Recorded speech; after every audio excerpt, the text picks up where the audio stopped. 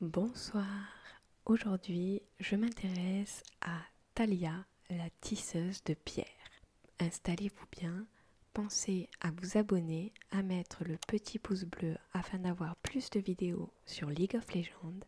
C'est parti pour la biographie de Thalia. Thalia est une jeune magicienne nomade de Shurima qui manipule la roche avec énergie, enthousiasme et une détermination sans faille.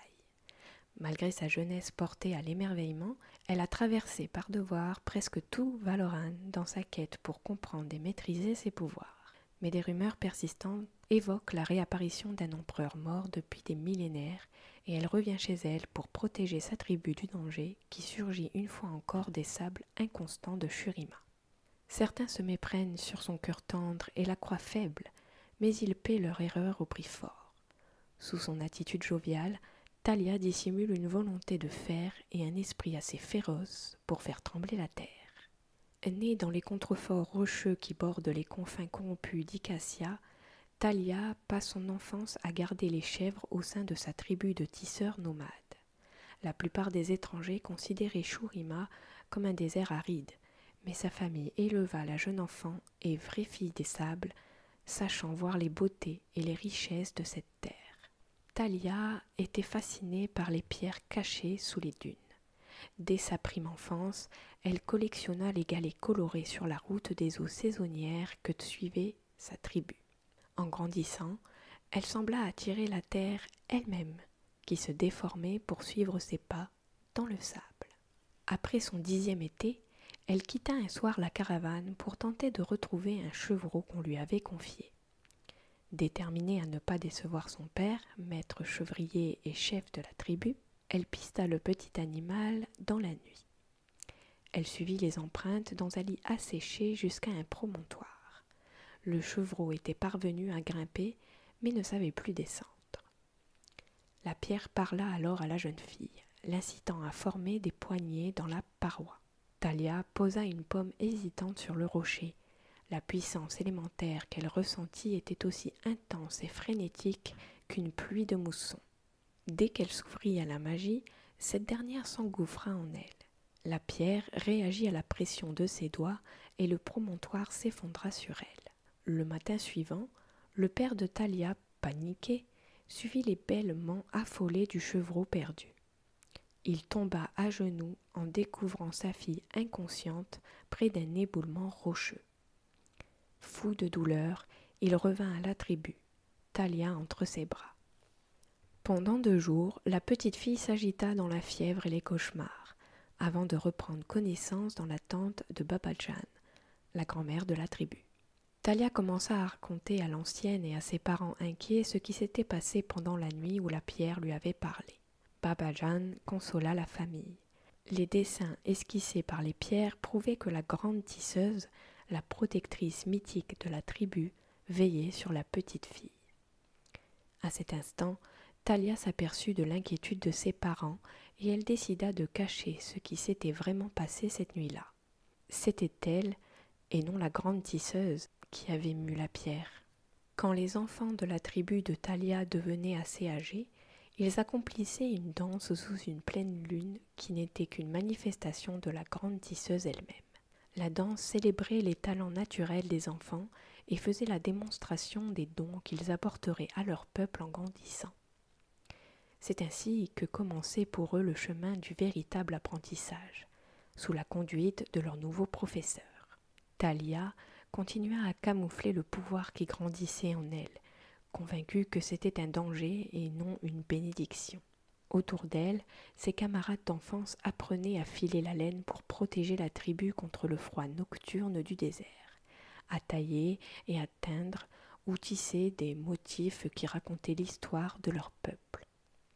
Souvent, la nuit, tourmentée par le pouvoir qui vibrait en elle, Thalia s'agitait sans trouver le sommeil. Le jour vint où elle dut à son tour danser sous la pleine lune. Elle avait assez de talent pour devenir chevrière, comme son père, ou une tisserande expérimentée, comme sa mère, mais elle craignait ce que la danse révélerait véritablement. Thalia prit place sur le sable, entourée des instruments de son peuple, la houlette du berger, le rouet, le métier à tisser. Elle tenta de se concentrer sur la tâche qui l'attendait, mais elle n'entendait que l'appel des rochers lointains peignant le désert de couches colorées. Thalia ferma les yeux et dansa. Submergée par la puissance qui l'irriguait, elle commença à filer, non la laine, mais la terre sous ses pieds. Ce furent les exclamations stupéfaites de sa tribu qui la ramenèrent à la réalité. Une imposante tresse de roches s'élevait au-dessus d'elle sous la hauteur de la lune. Thalia regarda les visages choqués des gens qui l'entouraient. Seule sa concentration maintenait la tapisserie de pierre qui s'écroula brusquement. La mère de Thalia courut vers sa fille unique pour la protéger des pierres qui pleuvaient. Lorsque la poussière retomba enfin, Thalia vit la destruction qu'elle avait créée et la crainte sur les visages de sa tribu. Mais ce fut la coupure sur le visage de sa mère qui justifia ses plus grandes peurs. Ce n'était qu'une estafilade, mais Thalia comprit à cet instant précis qu'elle était une menace pour les gens qu'elle aimait le plus au monde. Elle s'enfuit dans la nuit, si lourde de désespoir que le sol tremblait sous ses pieds. Son père la retrouva une fois de plus, un peu plus loin dans le désert. Ils s'assirent côte à côte dans la lumière douce de l'aube, et Thalia confessa son secret en sanglotant. Il répondit de la seule manière possible pour un père. Il la serra tendrement dans ses bras. Il lui expliqua qu'elle ne pouvait fuir son pouvoir, qu'elle devait terminer la danse et voir où cela la conduirait. Renoncer au don de la grande tisseuse était la seule chose capable de briser le cœur de sa mère. Thalia revint vers la tribu avec son père. Elle entra dans le cercle de danse, les yeux ouverts. Elle tissa un nouveau ruban de pierre, chaque couleur, chaque texture racontant un souvenir du peuple qui l'entourait. Quand son travail fut terminé, la tribu était émerveillée. Thalia attendait nerveusement. Il était temps pour un adulte de son peuple de s'avancer et de devenir le maître de ce nouvel apprenti. Pendant ce qui lui parut des siècles, Thalia n'entendit que les battements de son cœur. Puis elle perçut le frémissement de la terre quand son père se leva. Sa mère se tint debout à ses côtés. Baba Jam, la maîtresse des teintures et celle des rouets se levèrent à leur tour. Brusquement, toute la tribu fut sur ses pieds. Tous se tiendraient aux côtés de la jeune fille qui savait tisser la pierre. Thalia regarda chacun d'eux. Elle savait qu'un pouvoir comme le sien n'avait plus été vu depuis des générations, n'avait peut-être jamais été vu. Mais si tout son peuple l'entourait d'amour et de confiance, l'inquiétude restait palpable.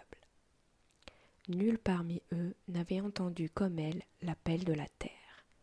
Bien qu'elle aimât profondément son peuple, elle ne voyait personne autour d'elle qui puisse lui apprendre à contrôler la magie élémentaire qui la traversait. Elle savait que rester avec sa tribu, c'était risquer la vie de tous ses membres. Malgré leur chagrin à tous, Thalia dit adieu à ses parents et à son peuple, puis partit à la découverte du monde. Elle se dirigea à l'ouest vers les lointains pics de Targon. Son lien naturel avec la roche l'attirait vers les montagnes qui crevaient la voûte stellaire. Mais aux confins nord de Shurima, elle fut découverte par ceux qui marchent sous les étendards de Noxus. À Noxus, on fêtait les magies comme la sienne, lui dirent-ils. On les révérait même. Ils lui promirent un professeur. Thalia avait mûri au contact de la terre dans l'honnêteté et la confiance. Elle crut sans arrière-pensée les promesses doucereuses et les sourires fabriqués des dignitaires noxiens. La fille du désert se retrouva soudain sur une voie inflexible, jalonnée par de nombreuses noxtoras. Les grandes portes de fer qui marquaient la revendication par l'empire des terres qu'il conquérait. Dans la capitale, les masses de citoyens et les intrigues politiques furent vite étouffantes pour une jeune femme élevée sous les cieux ouverts du désert. On fit parader Thalia dans toute la bonne société des mages de Noxus. Beaucoup s'intéressèrent à sa puissance, à son potentiel, mais le plus convaincant fut un capitaine au passé trouble qui lui proposa de la mener jusqu'à un lieu sauvage, au-delà de la mer, où elle pourrait apprendre à maîtriser ses capacités sans plus jamais avoir peur. Elle accepta son offre et traversa la mer jusqu'à Ionia. Cependant, le navire avait à peine jeté l'ancre qu'elle comprit la triste vérité. On l'avait conduite jusqu'à ce rivage pour servir d'arme à un officier déchu qui souhaitait reprendre son rang dans la hiérarchie de la marine noxienne. À l'aube, le capitaine lui offrit un choix: engloutir sous les pierres un peuple endormi ou être jeté à la mer. Thalia regarda la baie. La fumée des âtres ne montait pas encore des cheminées du village assoupi. Ce n'était pas cette leçon qu'elle était venue apprendre. Thalia refusa, et le capitaine la précipita par-dessus bord. Elle parvint à rejoindre le rivage et s'éloigna rapidement des combats qui commençaient sur la plage. Elle se mit à errer, perdue, dans les froides montagnes d'Ionia. Elle y rencontra enfin le mentor qu'elle avait cherché partout. Un homme dont la lame commandait au vent lui-même, quelqu'un qui comprenait les éléments et la vertu de l'équilibre. Elle s'entraîna avec lui et commença à trouver le contrôle qu'elle désirait si ardemment. Alors qu'il se reposait dans une auberge isolée, Thalia apprit que l'empereur transfiguré de Shurima était de retour dans son royaume des sables. D'après les rumeurs, l'empereur devenu Dieu voulait rassembler les tribus dispersées pour les réduire de nouveau en esclavage. Même si sa formation n'était pas achevée, Thalia savait n'avoir d'autre choix que de retourner vers sa famille pour la protéger. Le cœur lourd, son maître et elle se séparèrent. Thalia voyagea jusqu'aux dunes de sable de Shurima. Tandis que les durs rayons du soleil la frappaient de nouveau, elle s'enfonça dans le désert, déterminée à trouver son peuple. Sa volonté était de granit, et elle était décidée à faire tout ce qui serait nécessaire pour protéger sa famille et sa tribu contre le danger qui menaçait à l'horizon. L'histoire de Thalia. Thalia distançait la tempête de sable quand elle remarqua l'eau pour la première fois. Au début, ce n'était pas grand-chose, une vague moiteur qu'elle percevait en soulevant les pierres depuis les profondeurs du sable.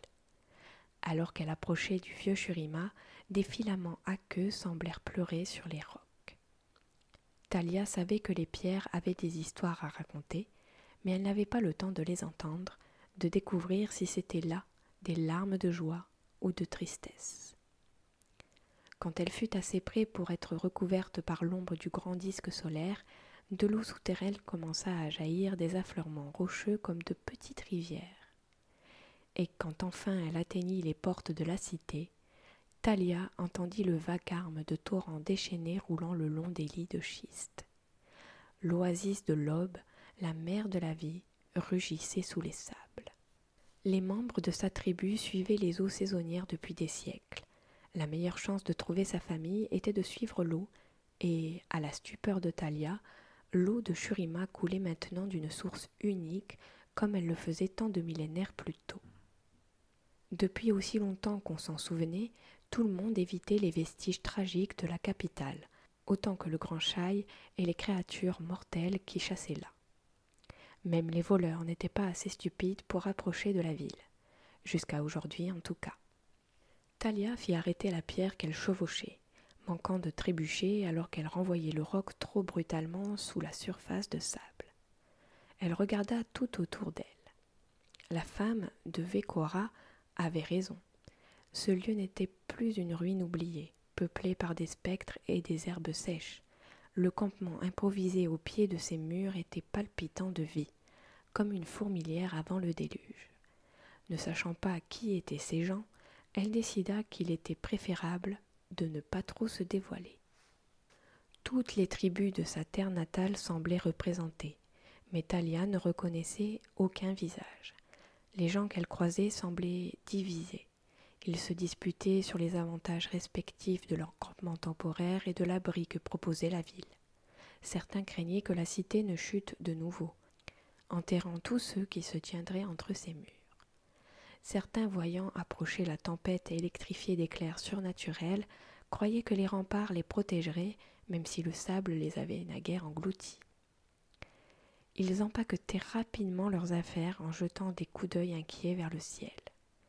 Thalia avait elle-même remporté sa course contre la tempête, mais le sable allait très bientôt se déchaîner contre les portes. C'est maintenant qu'il faut se décider. Une femme l'appelait, sa voix presque couverte par le vacarme des eaux qui s'agitaient dans l'oasis et de la tempête qui approchait. « Tu entres ou tu t'en vas, ma fille ?» Thalia se retourna pour faire face à la femme. Elle était de Shurima, mais pour le reste, elle lui était totalement inconnue. « Je suis à la recherche de ma famille. » Thalia montra sa tunique. « Ce sont des tisserands. Le père Faucon a promis sa protection à tous ceux qui entreront dans la ville, » dit la femme. « Le père Faucon ?» La femme regarda le visage inquiet de Thalia et sourit en lui prenant la main. « Azir nous est revenu en transfiguré. L'oasis de l'aube coule de nouveau. Un nouveau matin s'est levé pour Shurima. » Thalia regarde les gens autour d'elle. C'était vrai. Ils hésitaient à s'enfoncer au cœur de la grande capitale, mais la peur qui déformait leurs traits tenait plus à la tempête surnaturelle qu'à la cité ou à l'empereur revenu du fond des âges. « Il y avait des tisserands ici ce matin, » reprit la femme. « Ils ont décidé de s'abriter de la tempête à l'intérieur. » Elle désigna les files de gens qui se pressaient aux portes du nouveau cœur de Shurima. « Nous devons nous dépêcher, ils ferment les portes. » La femme prit Thalia par le bras et la tira avec elle vers l'une des grandes portes de la capitale, au centre d'une foule d'étrangers qui, au dernier moment, avaient décidé de ne pas braver le sable sans abri. Mais quelques groupes restaient pourtant massés près des bêtes placées en cercle, déterminés à affronter la tempête comme toutes les caravanes de Shurima le faisaient depuis toujours. Au loin, des éclairs étranges et menaçants crépitaient aux confins du tourbillon. Les vieilles traditions des caravanes de Shurima risquaient fort de ne pas survivre à cette tempête inhabituelle. Thalia et la femme furent emportées par la foule au-delà du seuil doré qui séparait Shurima du désert. Les lourdes portes se refermèrent dans un grand bruit. La gloire impressionnante de l'ancienne Shurima se dévoila à leurs yeux. La foule restait massée contre les murailles épaisses, ne sachant pas trop où se rendre. C'est comme si tous sentaient que les rues vides appartenaient à quelqu'un d'autre. Je suis sûre que ta tribu est quelque part dans la ville. Presque tout le monde est resté près des portes. Peu sont assez braves pour s'éloigner. J'espère que tu trouveras ce que tu cherchais. La femme lâcha la main de Thalia et lui sourit. Je te souhaite ombre et eau, ma fille. Ombre et eau à vous aussi. La femme disparaissait déjà au sein de la foule. La cité silencieuse pendant des millénaires était de nouveau pleine de vie. Des gardes casqués surveillaient en silence les nouveaux citoyens de Shurima, drapés dans des manteaux d'or et de pourpre. Aucun problème n'était perceptible, mais Thalia ne pouvait s'empêcher d'éprouver un malaise. Elle s'appuya de la main contre le mur. Elle poussa un cri. La pierre palpitait sous sa paume. La douleur, une terrible douleur aveuglante la submergea. Des dizaines de milliers de voix étaient gravées dans le roc. La peur et les tourments de leurs derniers instants, avant que leur vie ne soit fauchée et leurs ombres saisies dans la pierre, hurlaient dans la tête de la jeune femme. Thalia arracha sa main au mur en titubant. Elle avait déjà ressenti des vibrations dans la pierre, des réverbations de souvenirs effacés depuis longtemps, mais rien qui ressemble à ce qui venait de l'assaillir. La muraille de pierre venait de lui transmettre le récit du passé. Les yeux grands ouverts, elle observa la ville avec un regard neuf. L'horreur s'empara de tout son être. Elle n'était pas dans une ville reconstruite, elle était dans un tombeau exhumé des sables. La dernière fois qu'Azir avait fait des promesses au peuple de Shurima, cela leur avait coûté leur vie. « Je dois trouver ma famille », murmura Thalia.